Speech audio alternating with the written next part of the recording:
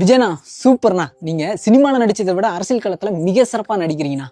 தமிழ்நாட்டின் முதலமைச்சர் விஜய் அவர்கள் நேற்று தினம் கரூருக்கு போறாரு. கரூர்ல போய் அவர் பேசுறாரு.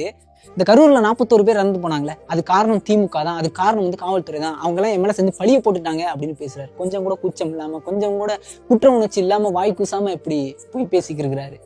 உண்மையை சொல்ல போனா திமுகவும் இந்த காவல்துறையும் அந்த கரூர் விஷயத்துல உங்களுக்கு ஃபேவரா தான் நடந்துக்கிட்டாங்க. குறைந்தபட்சம் வழக்காவது பதிவு பண்ணி இருந்திருக்கணும் உங்க மேல. 2024 டிசம்பர் மாசத்துல புஷ்பா 2 திரைப்படம் ரிலீஸ் ஆகுது. அந்த திரைப்படத்தை பாக்குறதுக்கு, சிறப்பு காட்சி பாக்குறதுக்கு அல்லு அர்ஜுனன் அவர்கள் ஆந்திரால இருக்கக்கூடிய ஒரு திரையரங்குக்கு போறாரு. அப்போ அந்த நடிகரை பாக்குறதுக்கு கூட்டம் கூடுது. கூட்ட நெரிசல்ல ஒரு பெண்மணி இறந்துடுறாங்க.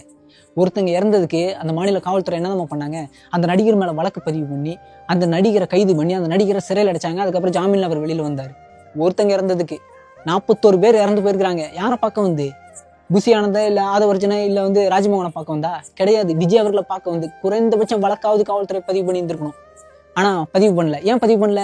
ஏன்னா அரசியல் லாப நட்ட கணக்கு. விஜய் மேல வழக்கு பதிவு பண்ணா அவர் அரசியல்ல அனுதாப ஓட்டு வாங்கிடுவாரு, ஜெயிச்சிருவாரு அப்படின்னு அரசியல் லாப நட்ட கணக்கு பார்த்து திமுக விஜய் மேல குறைந்தபட்ச நடவடிக்கை கூட எடுக்கல. அது எடுக்காதன் விளைவு இன்னைக்கு விஜய் அவர்கள் காவல்துறை தான் கொன்னாங்க, திமுக அரசு தான் கொன்னாங்க அப்படின்னு அப்படியே திருப்பி விடுறாரு. அதுலயும் அவர் பேசுறாரு, இந்த கரூர்ல செத்து போனாங்களே 41 பேர், அவங்களுக்கு நினைவு சின்னம் அமைக்க போறாராம. நினைவு சின்னம் வெளிநாட்டுல இருந்து ஒருத்தன் அந்த நினைவு சின்னத்தை பார்த்தானா, ஒரு நடிகரை பார்க்க போயாடா 41 பேர் செத்து போனீங்க அப்படின்னு காரி துப்ப மாட்டானா? இது நினைவு சின்னம்ன்றதை தாண்டி தமிழ்நாட்டுக்கு அவமான சின்னமா விடும்.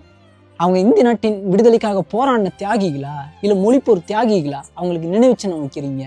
அதுலயும் அவங்களுடைய குடும்பத்தினருக்கு அரசு வேலை வேற. உங்க கட்சி கூட்டத்துக்கு இந்த 41 பேர் இறந்து போயிட்டாங்க, அதனால அரசு வேலை கொடுக்குறீங்க. சரி, அதே உங்க கட்சி மாநாட்டுக்கு முதல் மாநாடு விக்கிரவாண்டியில நடக்குது. அந்த மாநாட்டுக்கு 6 பேர் இறந்து போனாங்களே, 6 பேருடைய குடும்பத்துக்கு என்ன செஞ்சிருக்கீங்க?